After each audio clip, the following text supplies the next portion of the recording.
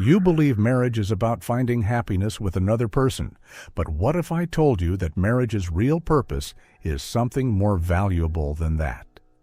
In this episode, Gurdjieff shares his mystical perspectives on marriage and romantic relationships. So listen with complete presence. And if these ideas make sense to you, consider subscribing to this channel for more mystical audiobooks. Listen carefully, because what I tell you about marriage will disturb comfortable fantasies you have inherited from romantic novels and sentimental songs. Most people enter into this arrangement with heads full of illusions, hearts full of pleasant feelings, and absolutely no understanding of what they are actually undertaking. They believe they are choosing a companion for life's journey. What they are actually doing, if they have even a small wish to awaken, is enrolling in the most difficult school that existence offers. Marriage is a laboratory where all your mechanical habits, all your hidden negativity, all the automatic reactions you have carefully concealed from yourself suddenly become visible. Living alone, you can maintain elaborate fantasies about your own nature. You imagine yourself patient when you have simply never been tested. You believe yourself loving when you have merely never encountered someone who triggers your capacity for cruelty. You think you're self-conscious when you have simply never had anyone present to witness your continuous sleep. Then you marry and everything changes. Why does marriage expose unconsciousness more quickly than solitary life? Because another human being, sharing your most intimate spaces, seeing you in moments when your defenses are relaxed, becomes a mirror that cannot be avoided. This mirror reflects your mechanicalness that you have successfully ignored for decades. You discover that you become irritated by the same small behaviors every single morning. The way your partner drinks coffee, arranges the pillows, speaks before fully waking. These tiny repetitive annoyances reveal something profound about your own machine. You are not responding freshly to each moment. You are reacting mechanically to conditioned triggers established long ago. The irritation is not about the coffee or the pillows. It is about your own inability to be present, to see what is actually happening rather than what your programmed expectations declare should be happening. Can you observe this in yourself? When anger arises at something your partner has done for the 1,000th time, what exactly is happening inside you? If you watch carefully, without justifying the anger or suppressing it, you will discover that you're not choosing to be angry. The anger simply happens automatically, like a machine responding to a button being pushed. This observation is the beginning of something valuable. Marriage creates conditions where such observations become unavoidable. Living with another person generates continuous friction, small conflicts, misunderstandings, moments when your will contradicts theirs, situations where your habitual patterns collide with their habitual patterns. Most people experience this friction as unfortunate, as problems to be solved through better communication or compromise. They fail to understand that this friction is the most valuable aspect of the whole arrangement. Now we arrive at something crucial. Marriage can serve the work of awakening only when both partners understand what they are undertaking. If one person is attempting to become conscious while the other remains completely mechanical, the relationship becomes an obstacle rather than an aid. The sleeping partner will continuously pull the working partner back into sleep, will actively resist any attempts at change, and will unconsciously sabotage every effort toward real transformation. Why does this happen? Because a change in one partner threatens the established equilibrium that the other partner depends upon for their own mechanical comfort. When you begin working on yourself, when you stop reacting automatically, when you refuse to play your assigned role in habitual dramas, your partner experiences this as danger. Their machine has learned to operate in relation to your machine. When your machine starts changing, their machine must adapt, and machines resist adaptation more powerfully than you can imagine. This is why I have sometimes observed that marriage without mutual work becomes a prison where both parties gradually descend into deeper sleep, lulled by the comfortable predictability of their mechanical interactions. They know exactly how the other will respond to any situation. They can predict each other's reactions with perfect accuracy. This predictability feels safe, feels like intimacy, feels like love. In reality, it is two machines operating in synchronized sleep. When both partners approach marriage as conscious work, however, everything transforms. Each person becomes both student and teacher for the other. Your partner's reactions show you your own mechanicalness. Your reactions show them theirs. Together, you create conditions for mutual awakening that solitary practice cannot provide. You help each other remember, help each other observe, help each other struggle against the powerful tide of automatism that constantly threatens to drag you both back into sleep. Ask yourself honestly, does your marriage serve your awakening or your sleep? Does your partner help you see yourself more clearly or help you avoid looking at yourself? Are you using the relationship to become more conscious or to remain comfortably unconscious? Now I must speak about something that most spiritual teachings either ignore or distort beyond recognition: the question of sexual energy and its role in human transformation. This force that brings men and women together is not merely a biological imperative, not merely pleasure, not merely a means for producing children. Sexual energy is the most concentrated life force available to human beings, and its conscious use represents one of the great secrets of inner development. Most people waste this energy completely. They approach sex mechanically, using it for momentary pleasure or emotional reassurance, then falling immediately into sleep. The energy that could be transformed into higher substances simply dissipates, burned up in mechanical satisfaction that leaves the organism depleted rather than nourished. This waste is not a moral failing. It is simply ignorance of how energy functions, how transformation occurs, how consciousness can be built from the raw materials nature provides. Sexual energy possesses creative and transformative potential far beyond what ordinary understanding recognizes.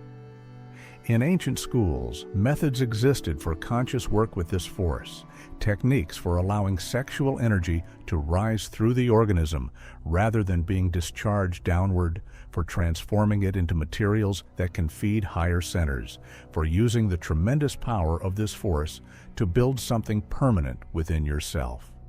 Marriage, when approached consciously, provides the proper context for this work.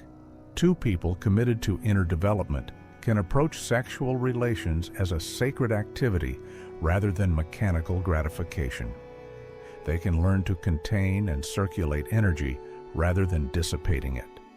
They can discover that the purpose of sexual union goes far beyond pleasure or conception, that it can become a vehicle for transformation that neither partner could achieve alone. Yet this requires knowledge that your culture has almost completely lost. It requires seeing through romantic fantasies about merging with another person. It requires understanding that real conscious love is something entirely different from the emotional excitement and physical attraction you call love. Conscious love evokes the same in response.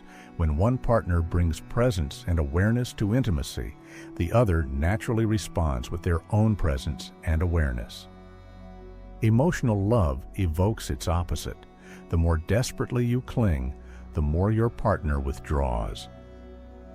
Physical love depends on type and polarity, chemistry that cannot be explained or controlled. Do you approach sexual relations consciously or mechanically? What would change if you understood sexual energy as a sacred force rather than mere appetite? Marriage is not suitable for everyone, and this must be stated plainly. The popular notion that every person should marry, that something is wrong with those who choose solitude, reveals humanity's typical confusion about the purpose of life. Some individuals' development requires solitude, discipline, freedom from the responsibilities and emotional entanglements that marriage necessarily involves. Consider the mathematics carefully. Marriage demands enormous energy. Maintaining the relationship, managing household affairs, raising children if they arrive, and navigating the endless small adjustments that living with another person requires. For some people, this energy expenditure serves their development by providing the friction and conditions necessary for awakening. For others, it represents a drain that prevents them from pursuing the inner work they came to accomplish. There is no single formula that applies to everyone. The question is whether marriage will help or hinder your specific aim. If your aim is comfort, security, and a conventional life, then marry anyone who can provide these things.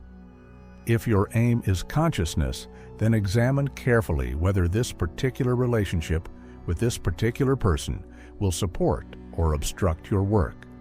If your aim is genuine transformation, then understand that marriage will either accelerate your development or completely derail it. There is no neutral ground. I have seen students whose development required marriage, whose work deepened profoundly through the struggle of an intimate relationship. I have seen others whose development required remaining alone, whose energy needed to flow into directions that partnership would have prevented. Both choices can serve the work. Both choices can serve sleep.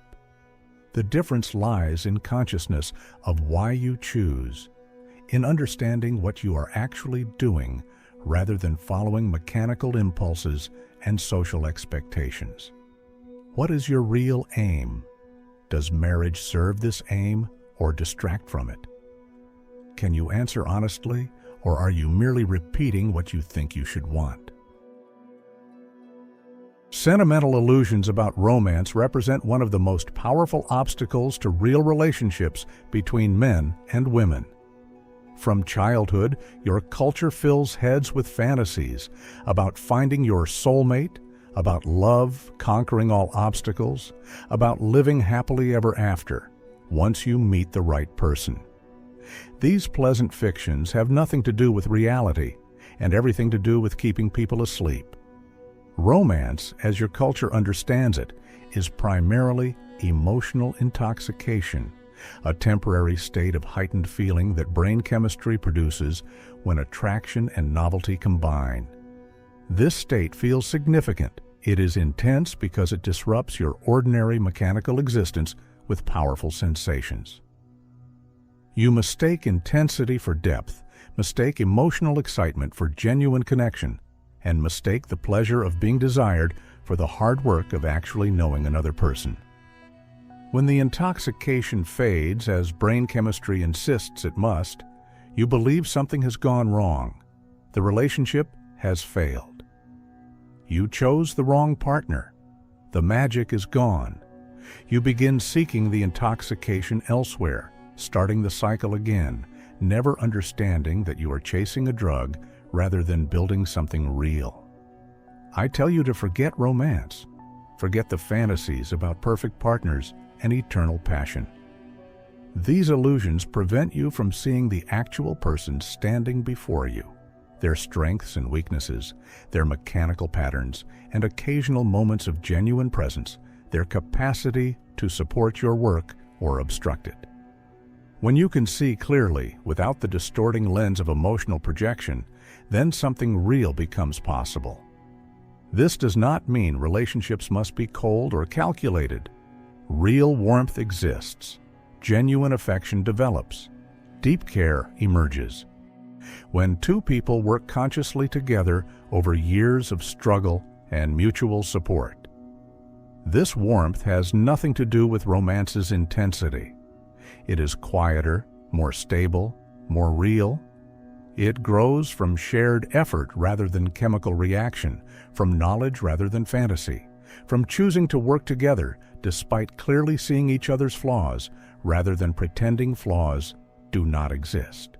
Can you see your partner as they actually are, or only as you imagine them to be? What would remain of your relationship if all romantic illusions dissolved? Would this be a disaster? When children arrive, marriage transforms into something larger than the relationship between two partners. You have now brought new life into the world, and with this act comes a responsibility that most parents completely fail to understand or fulfill. Your culture's approach to child-rearing consists almost entirely of conditioning, training children to fit into society's mechanical patterns, teaching them to suppress their natural impulses, forming their personality according to what parents believe children should be, rather than helping essence develop according to what the child actually is. Parents impose their own unfulfilled wishes, their own fears and prejudices, their own mechanical patterns onto children who arrive fresh and relatively conscious, then wonder why children grow into mechanical adults just like themselves. Conscious parents would work very differently. They would observe carefully to see what the child's essence actually is, what capacities, what tendencies, what potential wants to unfold naturally. They would create conditions that allow essence to develop, rather than forcing personality to form according to predetermined patterns. They would understand that their role is not to create a person according to their preferences, but to help an already existing being discover and develop their own unique nature. This requires consciousness that most parents do not possess. How can you help another person develop essence when your own essence remains buried beneath layers of mechanical conditioning? How can you teach presence when you yourself live in continuous sleep? How can you support conscious development in your child when you have never undertaken conscious development in yourself? Here we see why marriage and family can serve the work so powerfully when approached consciously. The responsibility of raising children forces you to become more conscious if you care about serving the child's real development rather than merely conforming to social expectations. Your children become mirrors showing you your own mechanicalness, become teachers forcing you to wake up through the constant demands they place on your attention and patience and presence. Without this conscious approach, children simply become another factor reinforcing your sleep, another set of responsibilities filled mechanically, another area of life where you react automatically rather than respond consciously. What are you actually teaching your children through how you live? What patterns are they absorbing from watching your mechanical behaviors? What possibilities are you helping them discover or preventing them from discovering? Everything I have said about marriage can be summarized very simply. Marriage becomes valuable when it serves consciousness, worthless when it serves sleep. There is no inherent virtue in being married or remaining single, in having children or remaining childless, in staying together or separating. These outer forms mean nothing. What matters is whether the arrangements you make in life support your awakening or reinforce your sleep. Most marriages serve sleep. Two mechanical people come together, establish comfortable patterns, raise mechanical children, then die, having never once truly woken up. Their marriage was neither good nor bad. It was simply asleep, like everything else in their lives. They experienced pleasant moments and difficult moments, joys and sorrows. Yet all of this occurred in a dream from which they never emerged. Some marriages serve the work. Two people committed to inner development use the friction of an intimate relationship to see themselves more clearly, help each other remember, and create conditions that support transformation. Their marriage is not necessarily happier in conventional terms. They experience all the same difficulties that sleeping couples encounter. Yet they use these difficulties as material for work, rather than as problems to be solved or endured. The choice is yours each moment. You can remain asleep, enjoying the comforts of a mechanical relationship, playing out the familiar dramas that marriage provides. Or you can use this difficult school to wake up, seeing your partner as a mirror and teacher, using each difficulty as an opportunity to observe yourself, struggling together towards something beyond what either of you could achieve alone. Marriage is what you make of it, a comfortable prison that keeps you asleep, or a fierce laboratory that forces you awake. The choice belongs to you, though most people never realize they have a choice at all.